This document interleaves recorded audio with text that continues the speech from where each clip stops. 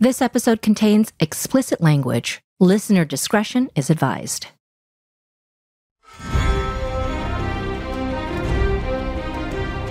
When you think epic, what do you picture? Maybe dragons soaring across the sky enacting vengeance with fire? Dracarys. Or a battle for survival against an army of the dead?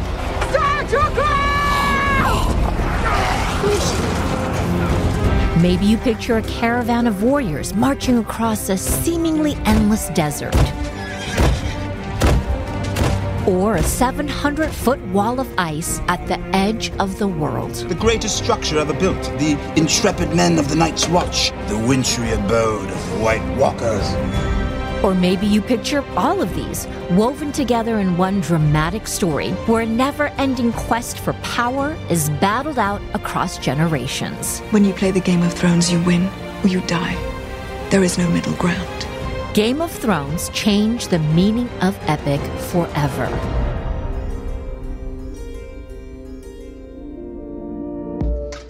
For 8 seasons, this series took us on a journey across 7 different kingdoms, exploring even the furthest corners of its world. It was so massive, you had to just live it. Taking a world this expansive from the pages of a book and bringing it to life on our screens is no small task. I remember just being blown away. I mean, it was an epic build, I have to say. Luckily, there were 2 women who were up for the epic challenge. I'm Gemma Jackson, production designer for Game of Thrones. And I'm Michele Clapton, costume designer for Game of Thrones.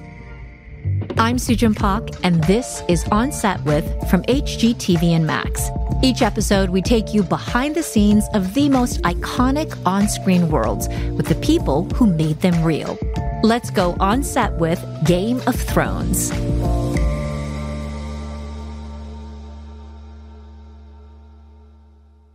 One of the most unique challenges for the Game of Thrones design team was the fact that they didn't just have to bring a world to life.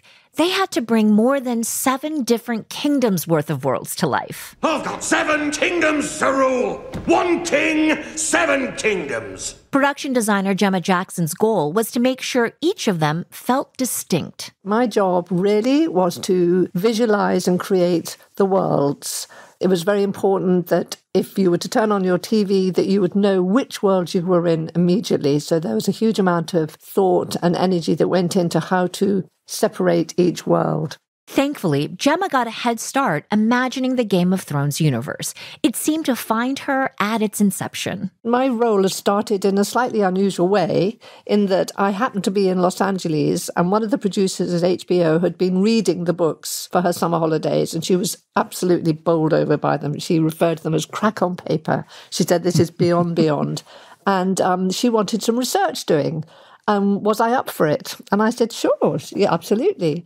And so I spent about 3 or 4 weeks, quite literally, down in the library. And it was just extraordinary because the more I read and the more I kind of looked into things, the broader the picture got. I mean, it ended up, I knew that I could really go in any which way direction. And in fact, many years later, I talked to George Martin about this, who was not the most communicative person. And he himself said that he just took this, he took that, he took things from wherever he felt they were appropriate to the storytelling. So I did this extraordinary kind of Bible for them. And then eventually it came round to actually going for the job. I hadn't got the job in this case. And so I went for the job and I said to the person from HBO, and don't forget my Bible, because I'm not going to sit and do another mood board or something. Got to the meeting, it had vanished and it never showed up.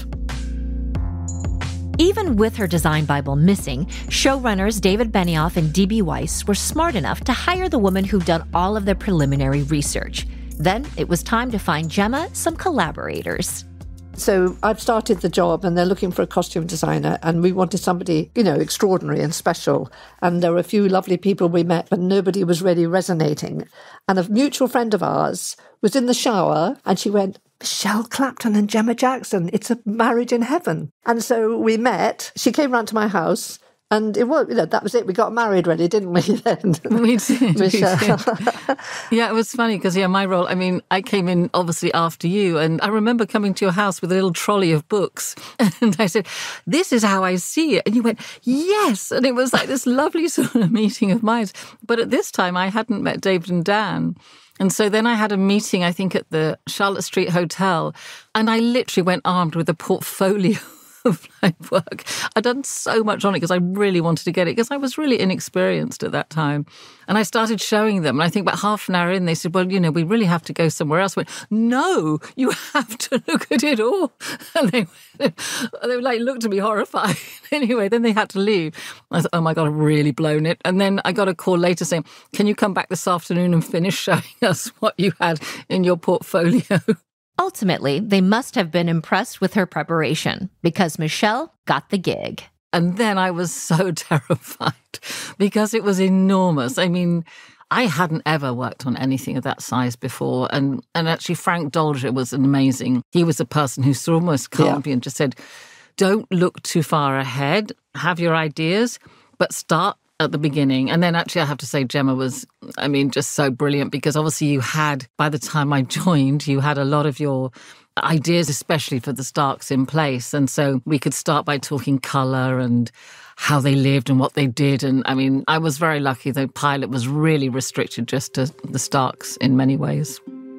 9 years. Why haven't I seen you? Where the hell have you been? Guarding the north for you, Your Grace. Winterfell is yours. One of Gemma's early ideas for Winterfell was to subtly borrow design elements from East Asian culture, which gave Michele the freedom to do the same in the Starks' costumes. If you look closely, you'll start to see it in architectural details, like Winterfell's pagoda-inspired rooftops. What I loved in Gemma's designs, which I completely picked up on, particularly, I still remember now, is the little lifts on the edge of the roofs, on the edge of the tips of the roofs. It was something that just took it somewhere else. It had a sort of slightly Japanese, something else feel to it, which is why I loved the idea that you could bring these sort of slightly different sort of shapes in. So it wasn't just straight medieval with a drop waist. It was almost a cross between a slight kimono, but not quite. And so you could have these sort of skirts on men, which were a little bit like samurai warriors, but not quite. And so it had just a smattering of somewhere else. And they were completely practical because they were padded and they kept them warm and whatever else. But it wasn't just straight medieval. And I had this real issue with, I can't bear men in doublets with like tight trousers on, because I always look really unbalanced, which is why I did these longer split skirts so they can run and do all the movements in, and it keeps them warm when they're riding on their horse. And it was just those little details that you could just shift it slightly from what you have seen before, but you still know it. So, I think that was the really interesting element of it. Basically, I'd been to Korea at some point in my life, and there these wonderful buildings that there's no nails, and hence you get... Yes. And that was what I was trying to do with those buildings. Once they determined that Game of Thrones could live outside of a straight medieval aesthetic, they had to decide what would be visually distinct about each location. To figure that out, Michele started digging into the psychology of each family's lifestyle and how their surroundings might inform their fashion. For me, it was to do with climate. What would grow here? What would they wear? What would be available to them? It's that enabled us, I think, to make each area so particular, because it wasn't like, oh, I really want to do a red dress here. It's like, well, no, but you wouldn't have that here. You wouldn't have this. You wouldn't have velvet suits. So it was always about a practicality, a reality. Michele first started making these storytelling design decisions for the Stark family, who she imagined used a lot of hand-me-downs. There was one of everything. The armour was the armour, and then his son became the armour, and his son's son. And so there was never a need to change the style. So it was always like, that's what the Starks wore. And the same with, I think we said, well, what do they do in the evenings? Well, they embroider. So we even did a scene of embroidery. Fine work, as always. Well done. Thank you. I love the detail. So their costumes were embroidered, and that was the decoration, but it was wool embroidery. because it was what was available, because we imagined sheep. And I think I remember did all the dresses in panels because I thought, well, if it's a cottage industry, there's going to be nothing wider than something they can weave in a cottage. So it was all these things. And I remember being so happy. I found a tree which grew in Northern Europe or something. The bark created this lovely blue dye.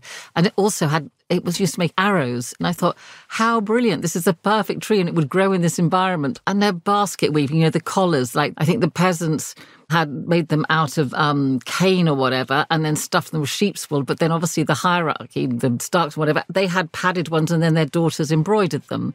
So it was almost like, I think from their society, it almost came from the workers up.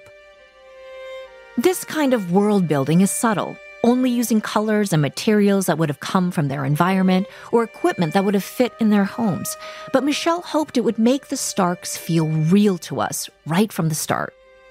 What I thought was really important, and this isn't necessarily us, but we contributed, was this sort of family. You're brought into this place, although it's a bit harsh and everything, but there's a solid man at the head and there's a beautiful wife. I'm a Northman. I belong here with you, not down south in that rat's nest they call a capital. I won't let him take you. I'll say, listen, fat man, you are not taking my husband anywhere. He belongs to me now. And then you start getting, actually things are not quite, gosh. And so you, from this sort of very safe place that you think with a funny little boyish daughter, everything. Where's Arya? Sansa, where's your sister? You suddenly opens up into this sort of other world and you move along with it. So you felt like you knew these people before it goes into the sort of craziness of going to King's Landing, and you sort of go with them. You wear your hair like a real southern lady now. Well, why shouldn't I? We're in the south. It's important to remember where you come from. I'm not sure your mother would like these new styles. So, in fact, King's Landing kind of grew and grew through the story, and obviously it went on after my time, but there was a beauty there, despite the corruption that was going on sort of very clearly not far away. We decided to kind of create this sort of slightly Italianate world where, people drifted through beautiful rooms and they had gorgeous things around them, and then the kind of the conflicts that were going on, you're like, fuck me. Well, no, I probably shouldn't say that, sorry, but goodness gracious, here we are, and this is happening in this exquisite environment. And I was really excited by King's Landing and how it developed. As for the costumes, Michele used the same supply and demand psychological approach. While in Winterfell, they would have been limited to the textiles from their surroundings, King's Landing would have variety. The Starks might pass down whatever armor they have, father to son. But in King's Landing, there was trade. There were the streets of armourers, so there's competition. You're too fat for your armour. Fat, is it? Is that how you speak to your king? You heard the hand. The king's too fat for his armour. Go find the breastplate stretcher. Now! There's an opulence, there's an availability, there's a sort of anything you can buy anything if you have the money, and it's all there.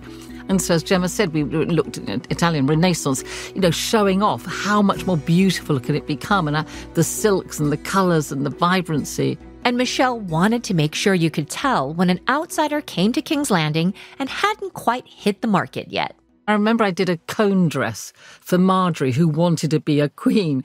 And everyone like, what has Michele done? What is that ridiculous dress? But it was her wanting to be the queen.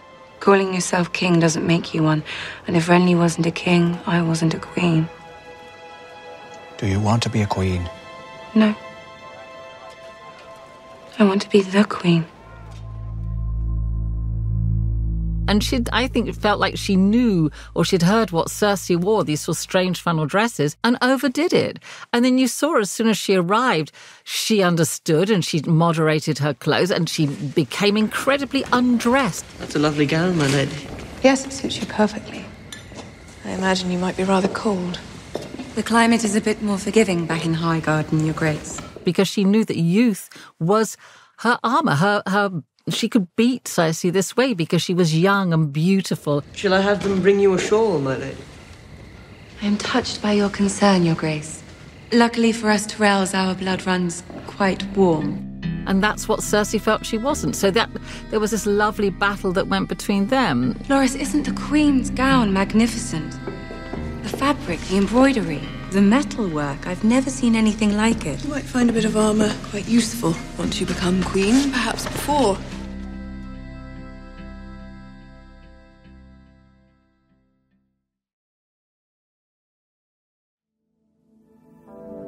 Another place Gemma and Michele pull inspiration from is the locations they shoot in.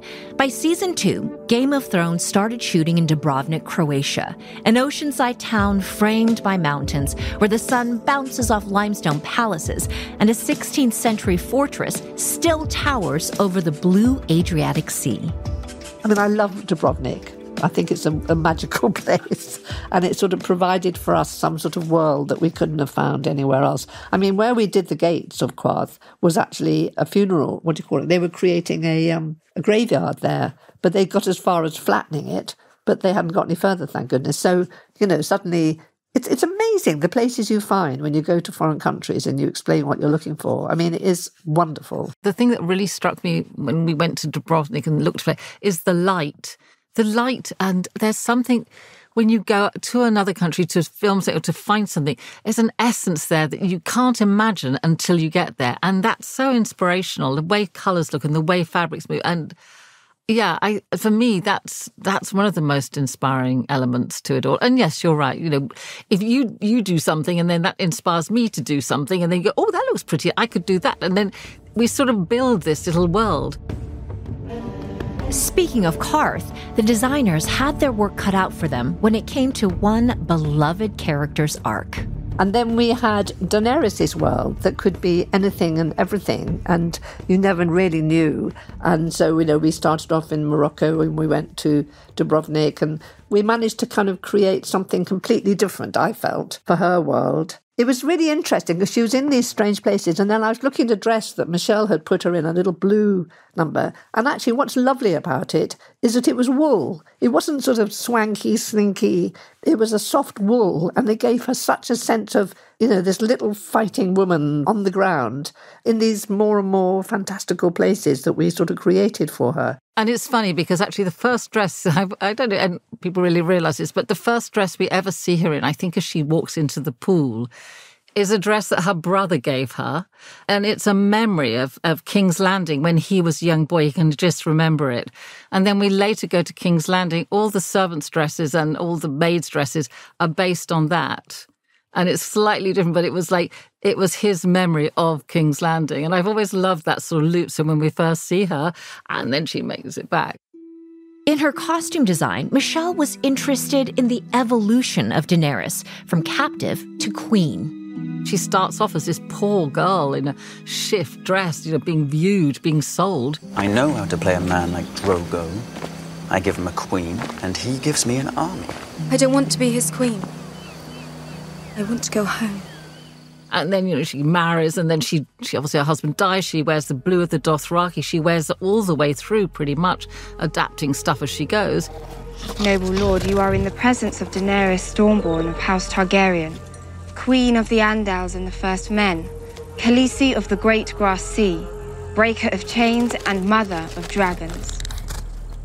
You may approach. But slowly we see towards the end that she shifts back into the red and black as she becomes mad of her mad family. You freed your brother. You committed treason. I freed my brother. And you slaughtered a city. So there's this sort of journey, and people don't actually necessarily know what it is, but as long as it makes sense to me and Gemma, then we feel secure and we can actually tell the story properly. It makes us feel more secure in our storytelling as well, and the actors.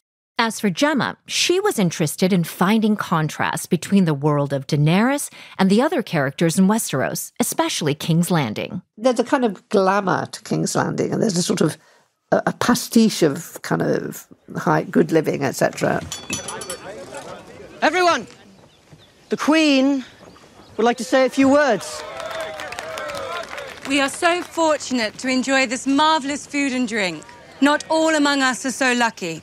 To thank the gods for bringing the recent war to a just end, King Joffrey has decreed that the leftovers from our feast be given to the poorest in his city.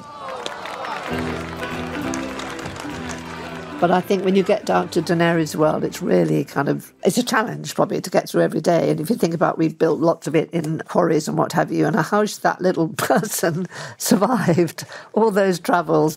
I promised to protect them. I promised them that enemies would die screaming. How do I make starvation scream?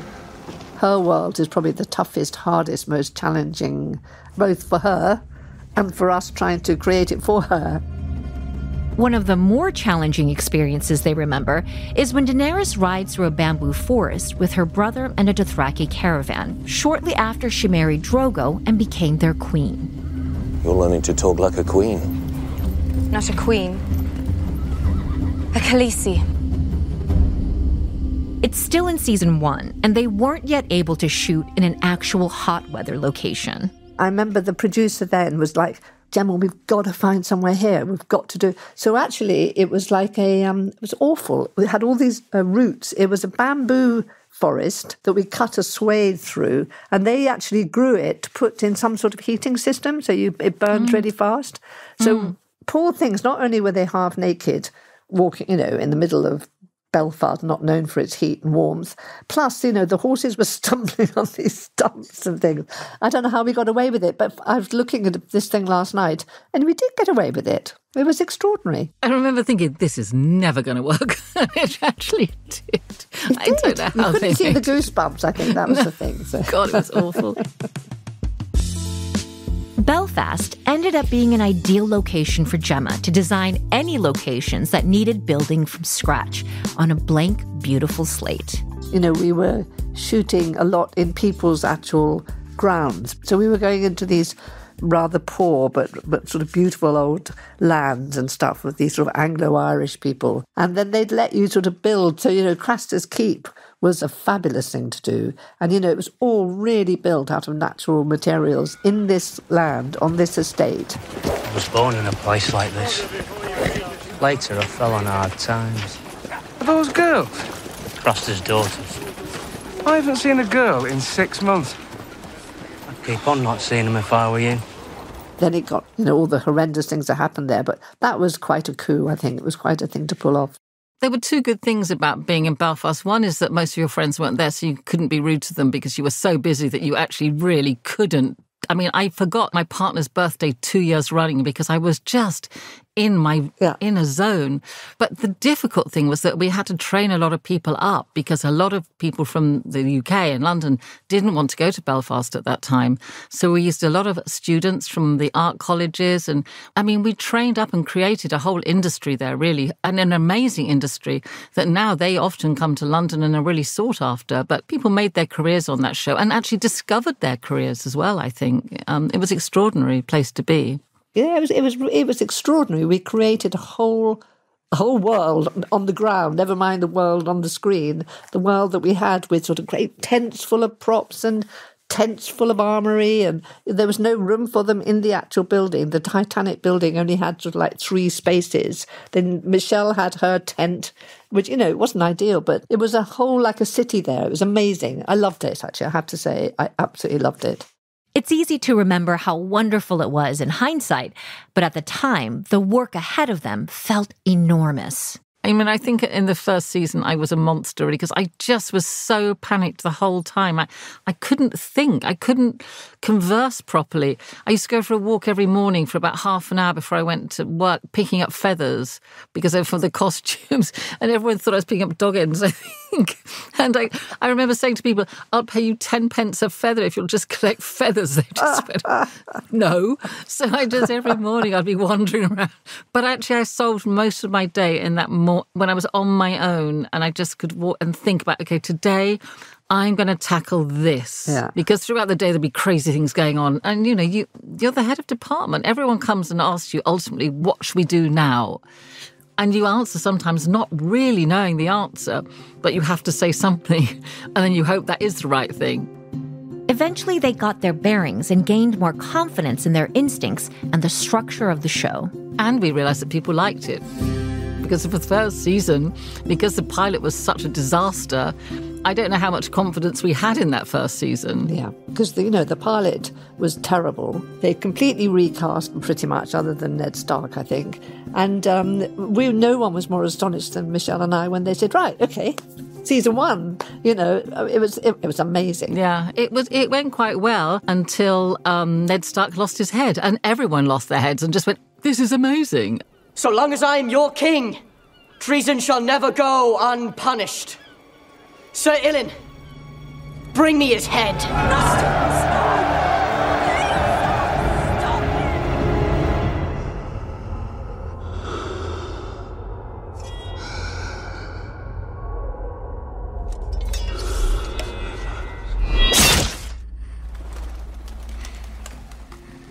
Did you like my huge Wagnerian rock that he was killed on?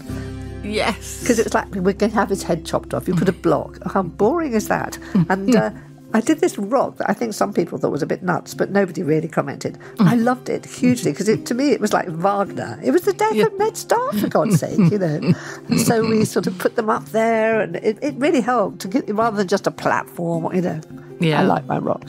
It was a good rock. That rock rocked.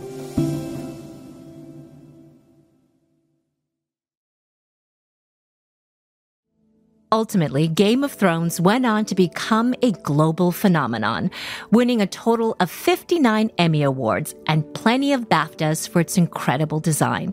But when Gemma and Michele look back, especially on those early seasons, what sticks out to them is how hard and fun it was imagining something epic from scratch, with whatever locations they found themselves in. We were shooting all over the place. I mean, we created all sorts of batty places, and, some little gorgeous cove suddenly thought, oh, that would be great for... I can't remember the name of it, but I will in a minute. A Theon Greyjoy. Oh, that was the best, wasn't it? The Greyjoys rule over the Iron Isles, a rocky coastal cliffside island. It's a hard place, the Iron Islands. Always has been. It's cold and it's wet. They managed to bring that location to life in a small fishing port called Ballantoy Harbour in Northern Ireland. Beautiful little bay that really has a sort of just this little cafe down there where you can get chips or whatever. And we dressed it obviously hugely with putting turf on the roofs, etc., and a huge amount of boats. But it just worked a treat. It was one of those wonderful things that fall into your lap and you think, oh. I remember seeing those beautiful rocks with all the bird shit and stuff, and I went, that's what it's got to be. So then that inspired me to do their costumes, and I covered them in fake bird shit because I wanted it to look like they were of the place. They say hard places breed hard men. And hard men rule the world. I loved that set, actually. It was incredible, yeah.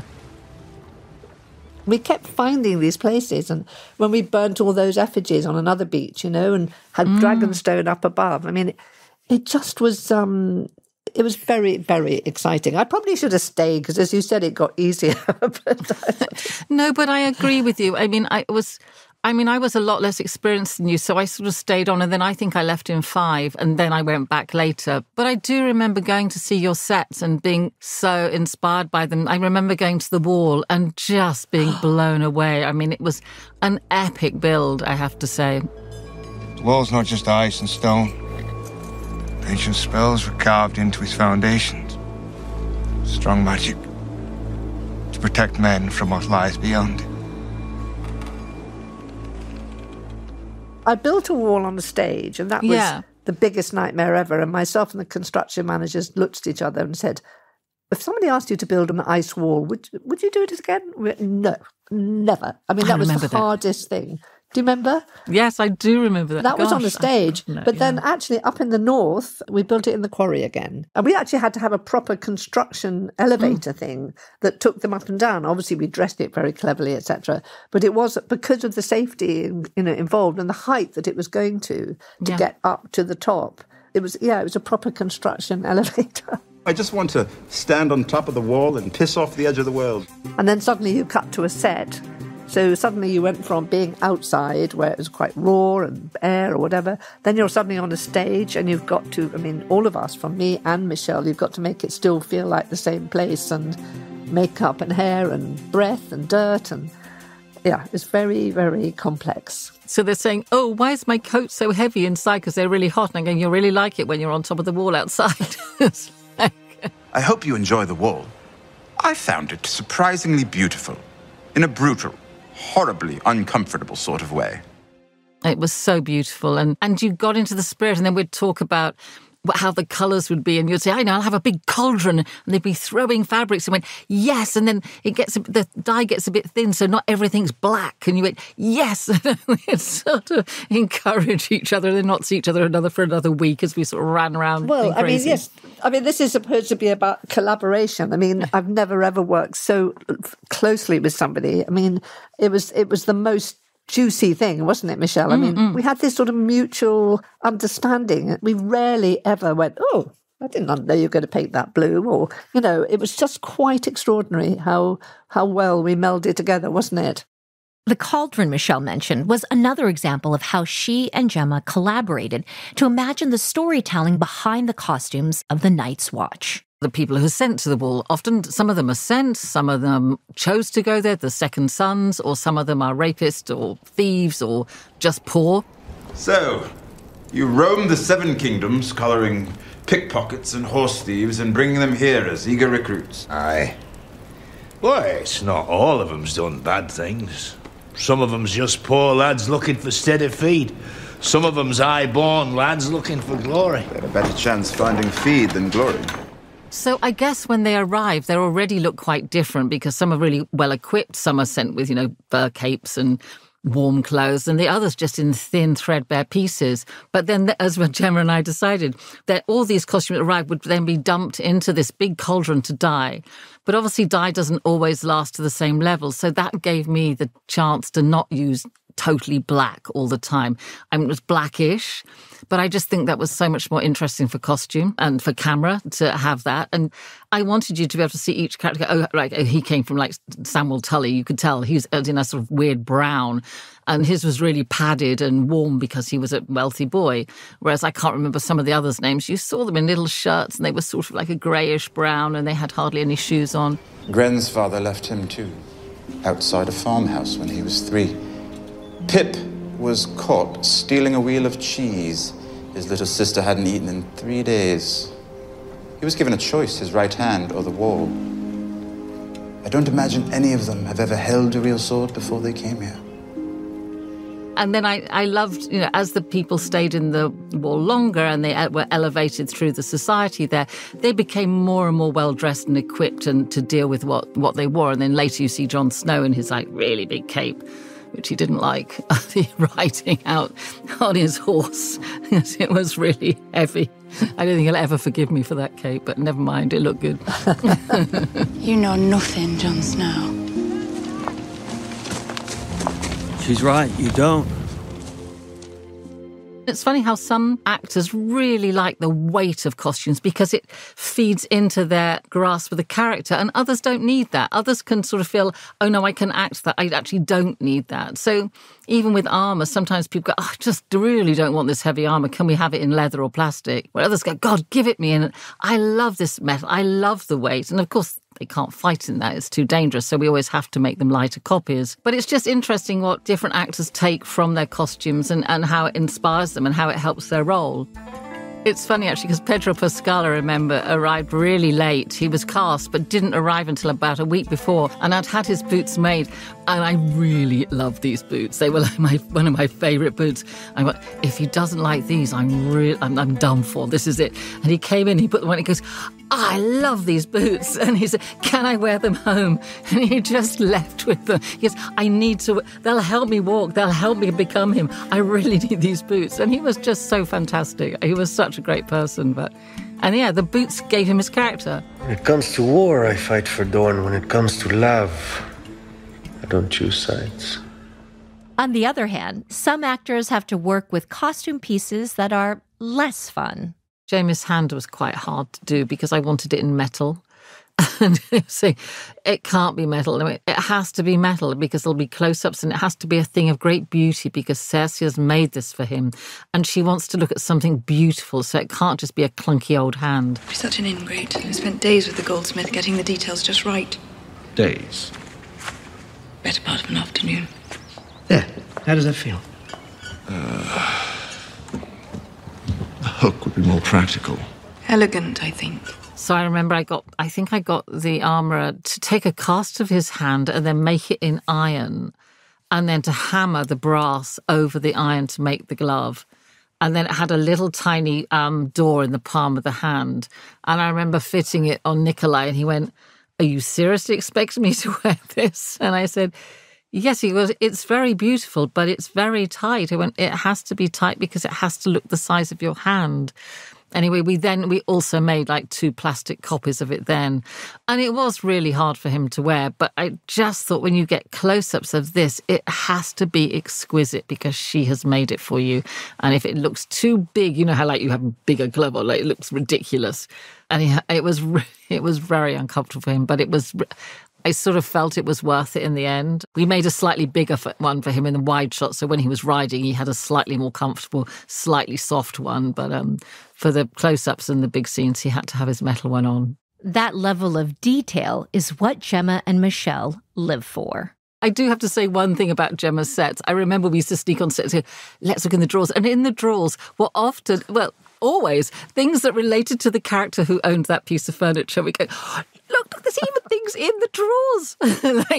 We were always amazed. Like, it's not just what you see, it's actually the thought process that creates that character and the way everything's aged and beautiful and messed. And that made me realise the importance of the things you don't see as well as the things you do. It's the sort of, that gives so much support and reality, and it sort of soaks into the souls of the actors when they're doing it, I think, and it really helps them.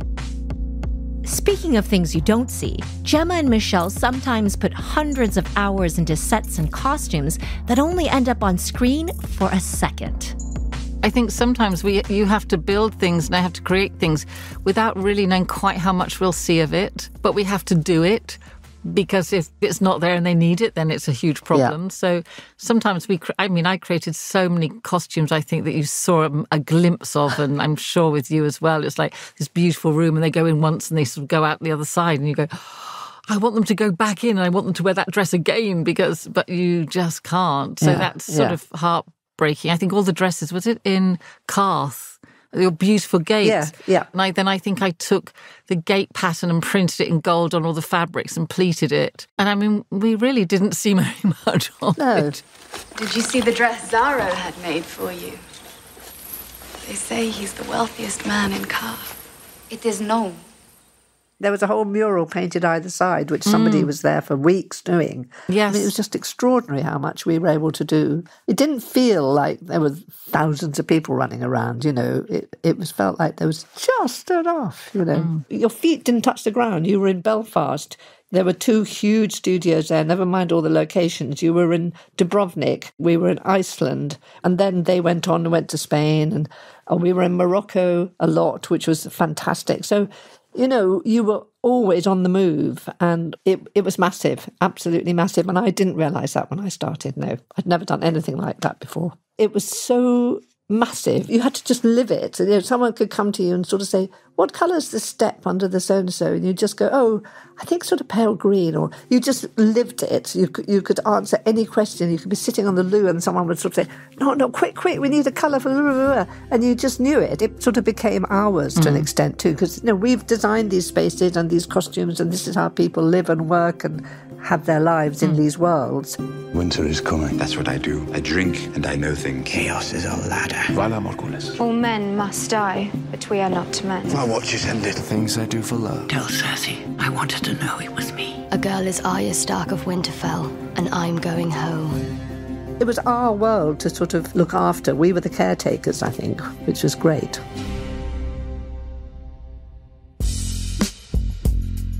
If you want to explore the furthest reaches of the 7 Kingdoms and see Michele and Gemma's epic work, you can watch Game of Thrones only on Max. To learn even more about the designers from this episode and others, check out hgtv.com/onsetwithpod. If you'd like to watch On Set With, you can find us on Max or HGTV Home on YouTube. And don't forget to subscribe and give us a 5-star review on Apple Podcasts, and tell a friend. On Set With from HGTV and Max at Warner Brothers Discovery is produced by Spoke Media. Next time, we're on set with the designers who captured the grisly and mesmerizing side of Louisiana, dropping us into a world with its own understanding of time. Someone once told me time is a flat circle. Let's go on set with True Detective Season 1. I'm SuChin Pak. Thanks for listening.